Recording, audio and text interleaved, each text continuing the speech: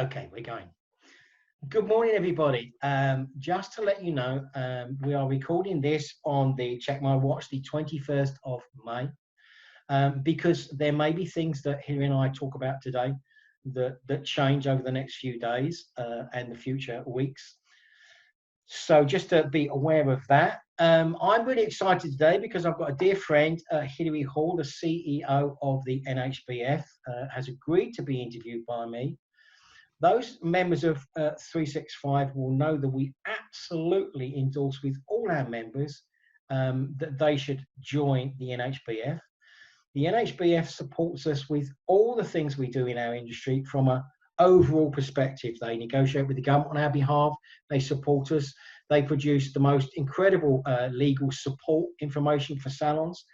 And we don't get involved with what the NHF do, because why would we, when they can do it probably better than we could do? So we absolutely love working with the NHF. Hilary has often been to our symposiums, so many of our members have met her before, and we work very closely with the NHBF. At the moment, I always have to be careful with that. I still go NHF because I've been in hairdressing for so many years, I still think of the NHF. I know that it was Hilary's birthday yesterday, so I'll quickly go, happy birthday to you. Okay, we'll get that out of the way, Hilary. And I won't do the whole verses. It's like washing your hands. You have to do that with washing your hands, don't you? Happy birthday to you. Okay, fine. So happy birthday for yesterday, and I won't embarrass you by asking the question. What I will say before we get into conversation, Hilary and I are going to spend a lot of time today looking at the things like PPE and those sort of things, because the NHBF have produced a document, we've produced documents, and it won't be till the government tells us what to do that will be definite. So what I'm going to do is ask Hilary to start by telling us, because I know that Hilary spends a lot of time talking to government and talking to ministers. So what I'm going to do is ask her to share with us where things stand at the moment, Hilary. But firstly, how are you? Because we're humans in this, aren't we? We get stressed and strained. So before you tell us how you're dealing with the big wigs, tell us how you are. Well, I'm glad you asked. That's the context of mentioning my birthday, because it has been a really, really busy period. And actually, yesterday afternoon, I took the afternoon off. It was beautiful sunshine. My son organised a birthday tea, which I sat in the garden enjoying. So that's how Ken's got the inside information that it was my birthday yesterday. It's not information I'd normally share, but actually it was really nice, and a little oasis in the middle of the craziness that we were all dealing with the coronavirus situation. So yeah, I'm doing fine. Thanks for asking. Good, glad to hear that. So you and the government, the NHBF, the government, the hairdressing, the government. There's a report today. There's been a petition to open salons earlier, but you and I know that won't happen until the government is absolutely safe and secure. So where are things with the government at the moment, Hilary? Okay, so I'm going to go back a little bit in time and take a few minutes, because I think it helps to understand the sequence of how things have happened as they've happened. So on the 25th of April, which seems ages ago now, and yes, it was a Saturday, we were invited to a roundtable meeting with the Secretary of State for Business, Alok Sharma. And at that time, the group that we were in was a group called Leisure and Wellbeing, and it quickly became clear that the other people in the group were from hospitality businesses, so pubs, cafes, restaurants, hotels. And the idea of the roundtable meeting was to get feedback from across the group of industries about what are the key issues in their particular sectors. So obviously I talked about salons, the fact that there is physical contact and close working. Hate to say it, but the need for guidance on PPE. And I also said at the time, you need to be careful though, because if you're looking just at salons as the premises where hair and beauty happens, That's actually not the case in our industry. There's a sector that offer all those services on a mobile basis going into people's homes. And I did say, even at that point, we need to be really careful, because if salons are not allowed to reopen, I think the government have underestimated just how strongly people feel about their hair and how they feel about facing the world with roots like mine. So you need to be careful that the public doesn't drive demand for these services as well. Anyway, so that meeting closed. Then the government made its announcement on Sunday the 11th, I think it was, 10th. And I don't know about you, but I think it was one of the most confusing statements I have ever heard, if you were listening to it from the point of view of, can hair and beauty salons open or not? There were some people thinking, oh, he's saying, well, if you can't work from home, then you should go to work. Does that mean we can go to work now? There were others saying, so are we in retail or are we in hospitality? And it wasn't until the next morning when Dominic Raab said something on Sky News saying, no, salons are in with hospitality, in other words, in the later phase, that we really got a sense of where salons sit. So as it stands at the moment, salons are set to reopen alongside other hospitality businesses from 4th of July at the earliest. And one thing I would say is that all dates are changeable. None of these are set in stone, because they all depend on how coronavirus goes, how the measures to stop it spreading go. If the government finds that there's been, sudden increase in infections because of relaxing the lockdown restrictions, even to the extent that they already have, they will put the brakes back on. So we could see dates going further back. Equally, that you never know, they might come forward. The reason for talking about retail and hospitality is that the government have now set up 5 new task forces, which are going to look at developing guidelines for those businesses, those sectors that are not currently allowed to open. And the task force that covers retail explicitly says, including salons, in brackets, in the retail sector.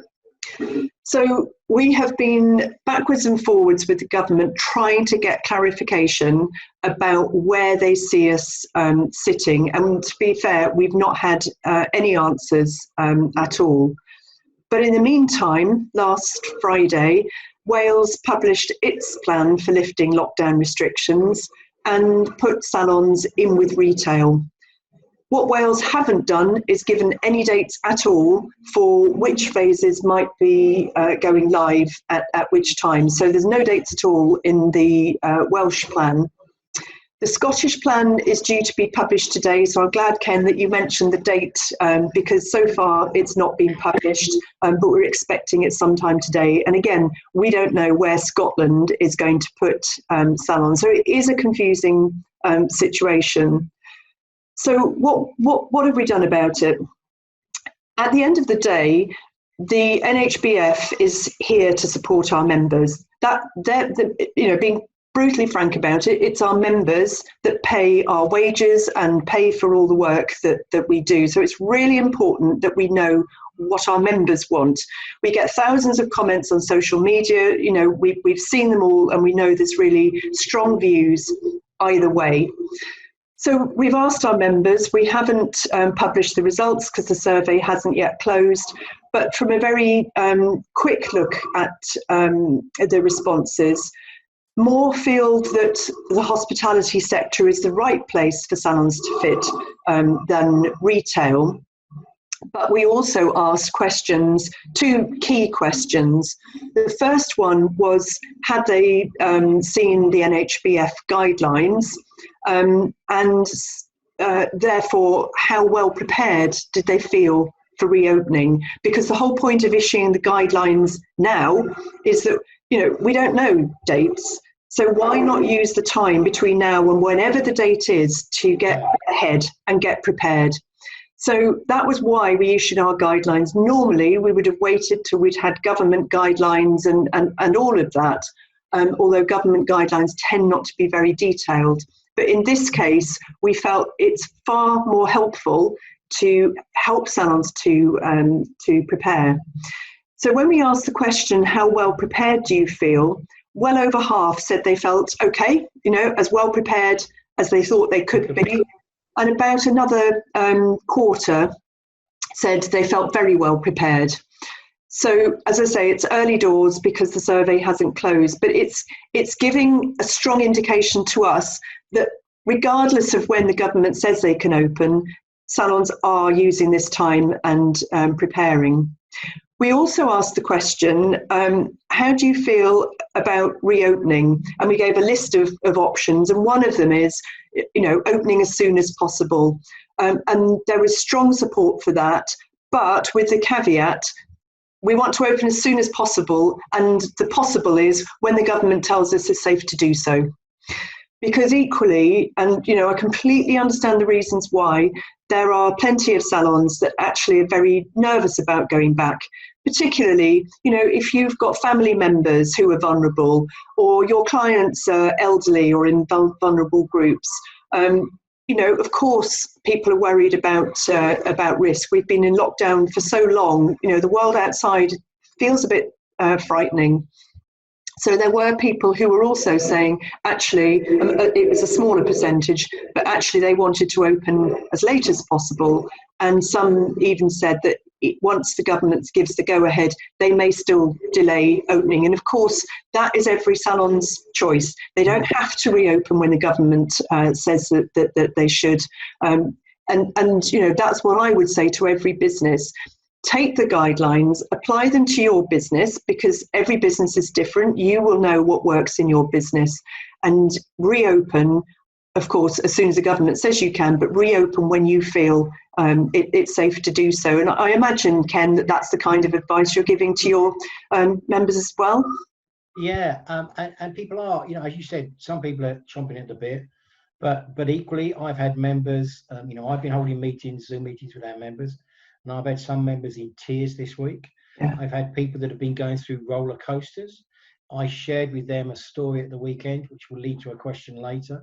I went out for the first time. I'm 68, so Jane, my partner, she goes out to the shops because I'm, near that age, and I have mild asthma.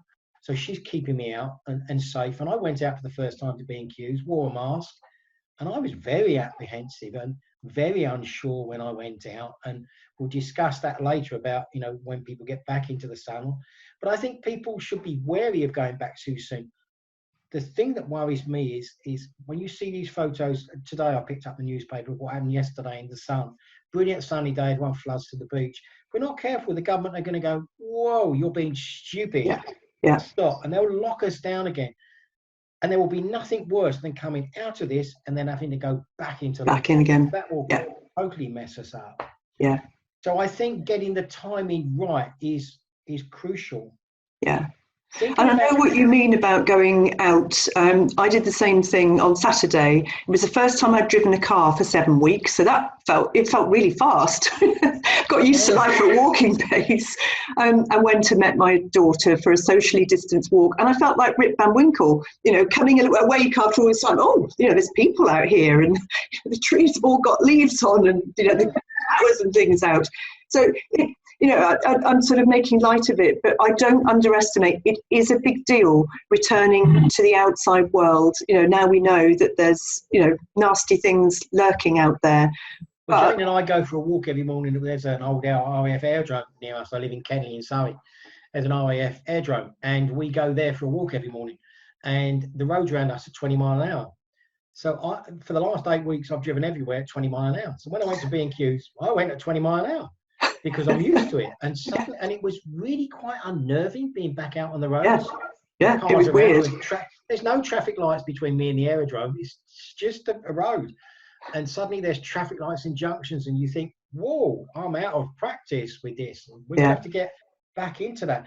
But what I did feel when I went in there, I wore a mask, and it's the first time I've ever worn a mask, and I hated it. As soon as I got out, I took it off. I felt claustrophobic. I didn't feel comfortable. I didn't feel happy at all. And it made me think, it made me think, when we do go back into the workplace, many things are going to have to change. I'm going to put a lot into one question here, Hilary, because I know you can take all this, because it's about change in the workplace. Mm. We're going to have people coming back to work that may have to wear PPT that they will be uncomfortable with, and it may cause some of them problems. So can we force that? We're already talking about we're going to need to change opening hours. Lots of salons have set up shifts for people, so they're kind of changing their conditions in terms of employment. So when we go back into the marketplace, we as the government thinking about regulations, and because we've had some stylists say, no, I'm not going to come back and work those hours. Our industry has a lot of part-time workers, and they're part-time for a reason. They're part-time because they've got children. Their children can't go back to school, maybe yet or not, but they're part-time for a reason. And suddenly for a salon owner to say, well, I want you now to do these hours, these days, Sundays that we didn't, and all this sort of stuff, are we going to be allowed to force people? And if we don't force people, what happens? If we try and force people, could there be cases of constructive dismissal? All those sort of legal ramifications that sometimes, sadly, I think get dropped off the agenda. People don't think about them until they happen. They go, oh, we hadn't thought about that. But I straight away go, well, okay, salons are drawing up their new schedules, and most teams are going, yeah, we want to get back, yeah, we want to make it work. But I do know one salon owner where his team's gone, no, that's not what we do. We do this 9 to 5, and we go home, and that's it. So will all that's a massive, Hilary, there, big stuff. But will all that be considered, and what should salons do? Okay, yeah, that's a huge question. There's a phrase kicking around a lot at the moment, isn't there, about, this is the new normal. And I think, what you were saying, first of all, about PPE and ways of working, there's no doubt about it, salons are going to have to operate differently, just not just in terms of PPE, but all the cleaning and hygiene. Don't get me wrong, I know salons are cleaning and hygienic places normally, of course they are, that's part of what we do. But the additional cleaning and hygiene procedures, that's very soon going to feel normal. And I think what a lot of our members are telling us they're doing is having practice days, setting up a practice day for their staff to come in and just try it, see what it feels like wearing this equipment, getting used to the routine. And I think that's really good advice, something to think about, because it's not going to be long before that actually will feel normal. And when you think about social distancing, at one time, if you passed somebody on a path and skirted round them 2 meters, you'd think that was being really rude. Yeah, really rude. Now, yeah, if they come close, it's rude. Yeah. And of course, clients have got used to that as well. So they are going to be expecting social distancing to be in place. They're going to expect you to be having different kinds of routines. And actually, I think that's a key point. Communicate with clients about what measures you're taking, because it's not just your teams you've got to reassure. Whilst we're expecting a massive rush of clients to come back straight away, there will be plenty who'll be thinking, I think I'll just wait for the rush to die down. I'm not sure about this. So the more you can show that you're protecting their safety, the safety of your teams, the more reassuring it is. It's good PR for your company. So yeah, new normal. And it's important as well to bring your teams along too. So the guidelines that we've produced, we haven't published this yet, but we are producing a risk assessment. It's going live any day now, because the risk assessment is absolutely key to getting your team on board. Because if you're going through the risk assessment about, well, what do we do to deal with this risk? Or how do we implement social distancing in our salon? What do we do with clients' coats? Those kinds of things, by walking through it with your team, they will not only feel engaged and involved in making those decisions, they will also think of things that you haven't thought of. But it's also helping to reassure them of the measures that you are taking that will also protect their own safety. In terms of employment law, I think this is a time, I think there are going to be some very tricky people management issues in this whole transition period. And I think this, and I'm going to say it now, this is a time when I think people are going to need the NHBF more than ever because of that employment law support. I can give general advice, but it's the detail of exactly what's happened with your team member and the context that it's set in, where you really need to speak to an employment law expert. In terms of what we've done already, we did a can't say the words now, members only webinar on Tuesday, which is recorded. So if you're a NHBF member, you can access it online and watch again. The employment lawyer talks quite fast, so just go back and listen to repeating, because it does cover all those key questions, the ones that you mentioned, Ken. Things like, if you're going to change the hours that people work, yes, you need to consult with them and get agreement. So it covers issues like that. We're also producing a guide on these when I say employment law, I don't mean general employment law, a guide to getting people back to work. So it's nothing to do with PPE and cleaning and so on. It's all these tricky people management issues. So that will be published shortly as well. And really, just to end, you touched on it, Ken, don't go jumping in with both feet. Make sure you take advice, because things can go horribly wrong. You all know that, and you don't want to end up with an employment tribunal on your doorstep, on top of everything else that you're going to have to deal with when it comes to reopening the salon.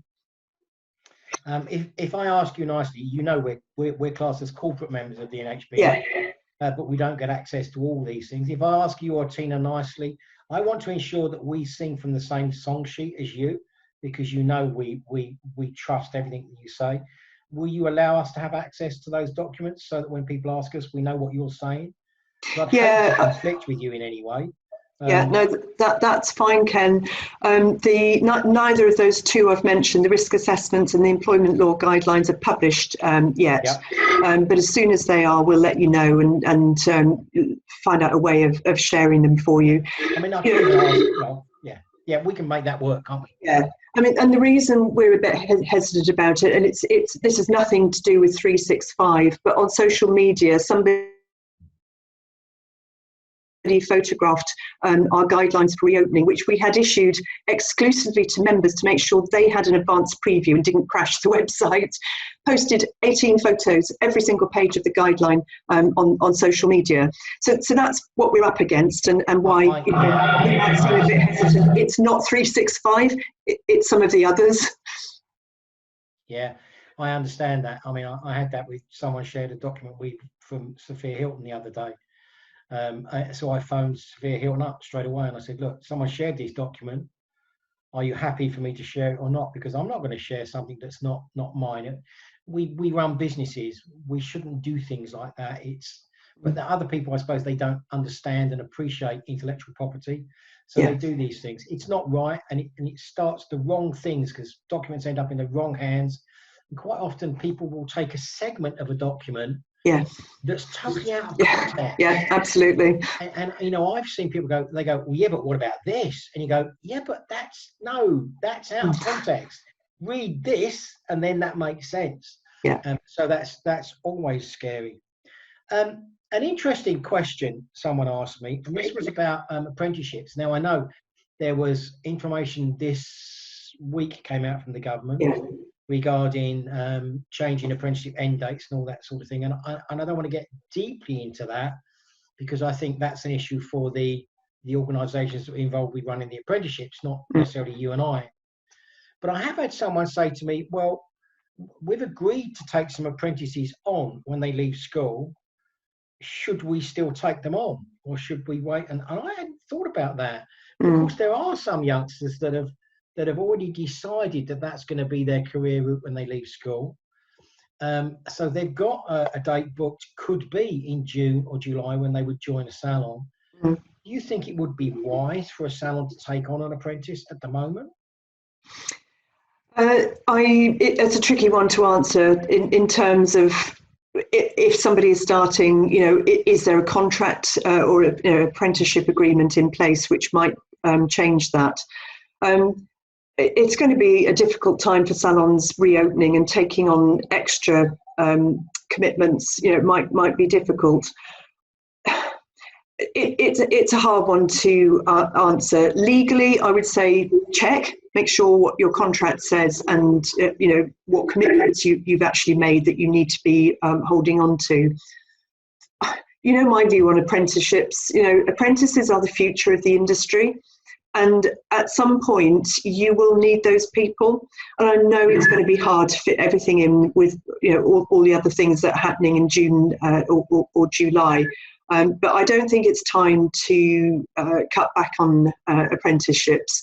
But every business is different. You've got to look at your finances as well. So, sorry, that's a very general answer, Ken. I can't really give. No, and actually, I tossed it in today because it came into me. You and I chatted before what we would talk about, and it hadn't come my way. And I thought, I don't know, if I still have my salons, I will probably be putting that on hold, because I'm not even sure if I'm going to have the resources and the time to train an apprentice when we get back. If we're going to be working different hours and restricted hours and in a different way, the main concern for any salon is going to get money back into the till. Exactly. Because there's, my concerns at the moment with our members is not how we're going to get back and how we're going to work and how we're going to do things. It's what's the future's going to look like, because there's a massive debt burden out there at the moment. And you and I know that a lot of salons run on really very skinny profit margins. So that's where my focus is going to be laid for the next few weeks, is making sure businesses come back strong. But let's think about when we went into this, and we got, and I have to say, I've been a great advocate of the government. I'm not a political beast. I think the government has done, whether history will look back and go, that was right or wrong. And it doesn't matter. If you go to turn right, someone will say why you should have turned left. And we know that. Hindsight's a wonderful thing. I think the government has done absolutely an amazing job in a situation that no one could have forecast. And would I have ever wanted to swap jobs with Boris? Never on a million years. He's on a hiding to nothing. And the guy's only just started the job. But some interesting things came out when the government started the furlough scheme, which I think is brilliant, amazing. The support they've given to employed people is amazing. So, of course, what that highlighted was the support that they didn't provide for self-employed people and freelance people, and people that maybe had not declared as much as they could have declared or should have declared. And my feelings are that how the world works is we all put money into this pot that supports us when we need support from the pot. So I kind of think if you didn't put into that pot, then you don't get the same support. So I thought it was a brilliant scheme. There are people that fell through that missed out and whatever, but nothing's perfect. I can't see how he could have done it much better. But when we come out of this, do you think the government will go, well, okay, firstly, there's a massive debt that they've got to get back from somewhere. So if anyone out there thinks that we're not going to have higher taxation, they're living in some sort of cuckoo land. But also, do you think, you and I know that we've battled for many years about the freelance, the self-employed, the pseudo-self-employed, the salons that are running self-employed stylists, but the customers think that they work for the salon. Do you think the government will now go, and this isn't just hairdressing, do you think the government now go, okay, we need to sort this out now. We don't have a level playing field for taxation. We don't have a level playing field for VAT. Maybe now is the time to sort this out. Do you think that's on the radar anywhere, Hilary? Yeah, and I think we are going to see big changes. There's no doubt about it. This has driven a cart and horses through our economy, and the money's got to come back from somewhere. Somebody told me, sorry to name drop, I was on a conference call that Boris Johnson ran, and he actually... Oh, that's a big name to drop. Mention that. Maybe the Queen next. It was after the government announcement. We thought, we're going to get some inside information. He just said the same thing again. But he did say that the furlough scheme is costing the same amount of money per day as running the NHS. That is how expensive it is. And you know, again, like you, Ken, I'm not a political animal, but I do think the government support, especially for small businesses, has been first class. I hate to think what it would have done to our sector without that support. You know, all the business grants, the furlough scheme, the bounce back loans, the support for self-employed. Just a note on the furlough scheme. That is changing, and I think this is an early indication, Ken, that the time is coming when the government support is going to stop. They cannot afford to carry on at the level that they are now, and that's where there's always tricky debate about, well, how soon can you get businesses up and running whilst being mindful of the risks, but also being mindful of the damage to the economy. And you're right, I would not want to be the person making those decisions. But it does mean that the furlough scheme is changing from the end of July. So from August onwards, it will be more flexible and will provide support for people to be furloughed part-time, which lots of salons have said would have been very useful earlier. But what they have also said is that from the end of July, employers will have to contribute towards the cost. The employees will still get 80%, but employers will be paying into the scheme. And so that's, you know, another factor for salons to throw in about the cost of remaining closed. You know, that is going to be an extra cost, and where is it going to come from? At the moment, we should be reopening before the end of July, but as I said, dates can slip. In terms of self-employed, I think it was on the evening that Rishi Sunak announced the self-employment income support scheme. He actually said that there would be some payback. I mean, I can't actually use that word, but it's very clear that is what he was talking about, because I suppose by rights, self-employed people don't have a safety net unless they've put one in place themselves, and we all know that most don't. So the government stepped in to support in the same way that they've been supporting employees. I think, therefore, we're going to see far more focus on the self-employed sector. So, yeah, the imbalance between national insurance contributions, the way that VAT works. In the press this morning, I think we've talked before about IR35, which is a new, but it's not new, it's a tax law that is going to apply to the private sector that was due to come in this year but has been postponed to 2021.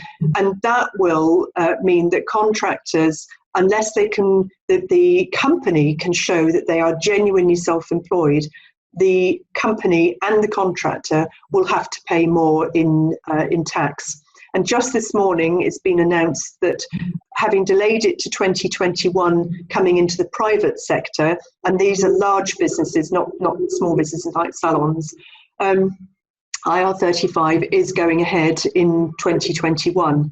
And you're sort of thinking, but of course, the government is not going to delay anything that might bring in extra revenue to fill this black hole in the economy.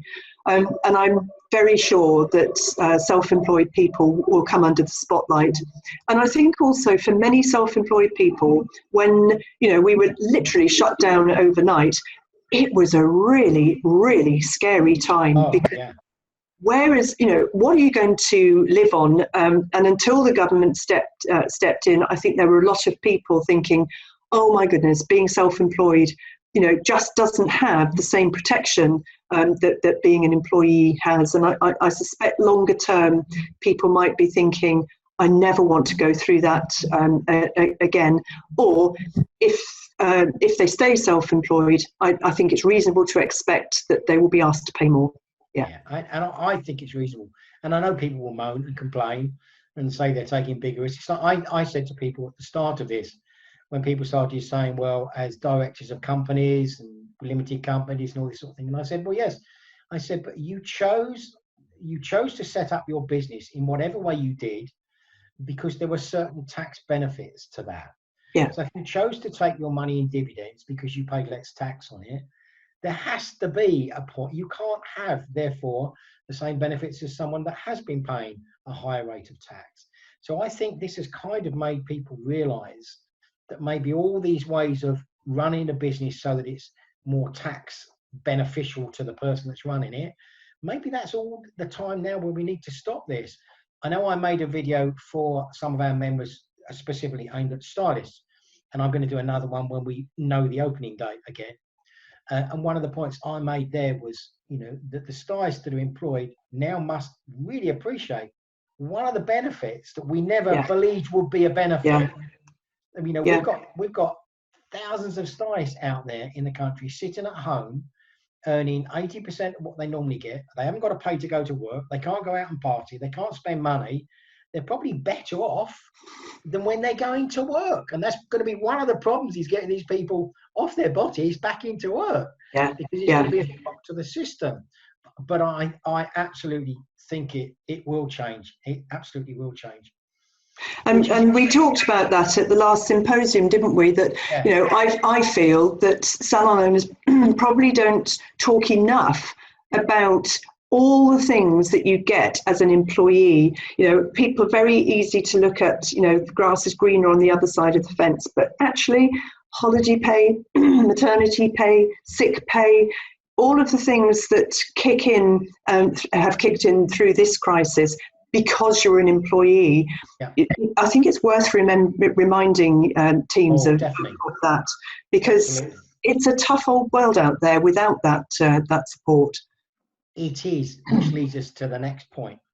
Because it's a tough old world out there, there's self-employed people, as you and I know, out there, and they're probably the self-employed stylists, because the employed stylists have got an income coming in. They're out there now, we know, there's a black market in hairdressing. We've seen on the BBC only yesterday a hairdresser being interviewed, justifying why she was doing it, because she needed the money. There's millions of people out there staying at home, not earning what they could. They all need the money.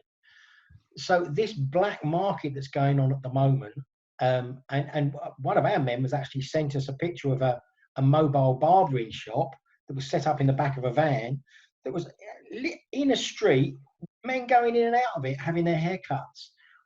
Is there anything people can do? What should they do? And surely this is only going to prevent them allowing us to open, or is it not? What do you feel about that? Yeah, I happened to see it. It was on This Morning yesterday, an underground salon with the client and the stylist sitting side by side, that far apart. And what they were saying was truly shocking. And the hairdresser who was asked to comment on it actually did really, really well. He gave a very strong and measured response. Excuse me. I've also been on BBC Breakfast, I think it was last week or the week before, with Joe Mills, because the reporter had done an undercover report. He'd run around 50 barbers in the southeast, and of those, 19 were perfectly happy to either come to his house or have him go into theirs, as long as he didn't mind sitting in the kitchen. He didn't want to be called. And the interviews were shocking, the things that people said. No concern whatsoever. In fact, one of them even said, I don't believe in coronavirus. So no suggestion of extra hygiene measures or PPE or any regard for people's safety. It was truly shocking. What we've been doing with that, two things. I think quite rightly, salon owners who have done the right thing, who are sitting it out and waiting for clients to come back, are outraged that there are people who are prepared to. It's not just breaking, silly rules. It's an offence to, there's a legal requirement not to work. So we contacted the Health and Safety Executive because it was a little unclear who is the enforcing authority. When it comes to salon premises, it's local authorities. But when it comes to individuals breaking the lockdown rules, it's the Health and Safety Executive. And there is a link for a reporting line that you can fill in. So if you know it's happening and you want to fill in that online report, I'll send the link round to you, Ken, after Yeah, please. I might share it with our members. But also, we have used this in discussions with the government to say, look, wouldn't it be safer to reopen salons, which, you know, we were talking earlier, saying actually salons naturally are hygienic and clean places. And, you know, with the knowledge that they're putting in place all the steps and measures that your guidelines and our guidelines have set out, wouldn't it be safer to have people in a controlled, safe environment where clients can be traced, we know who they are, you know, they're not operating undercover and it's all cash in hand and all the rest of it. And I know I'm generalizing, I know that there are people out there operating freelance, you know, perfectly. Yeah.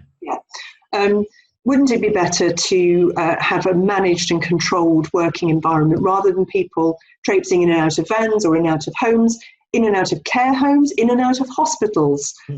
You know, surely that would be better. So in a way, we we that is more support for salons reopening than anything else. So yeah, it's shocking and disappointing for the reputation of the industry that there are people out there who are willing to go to those extents, and also that the public are playing ball. You know, they know the rules, but it's a lack of respect both ways, isn't it? Yeah. But I think what it also does, and you know, I hope that this is making the government sort of wake up, doesn't it show how much people value their hair and how it makes them feel, and, you know, about how prepared they feel to return to the world? So if nothing else has come out of it, that is something really positive to celebrate. Hair is important. Yeah. I mean, we've kind of known it for years because we know how, you know, I can remember many years ago, a customer of mine who was in a private hospital up near Lord's Cricket Ground. And she asked me to go up and do her hair in hospital. And she said that made her feel so much better just to have her hair done while she was in hospital, which they couldn't do for her in hospital. No. And you suddenly think, oh, there's a woman potentially dying, being treated in hospital, but it's the hair was just as important to her mental well-being. And the issue is, at the moment, there's people where their mental well-being is suffering.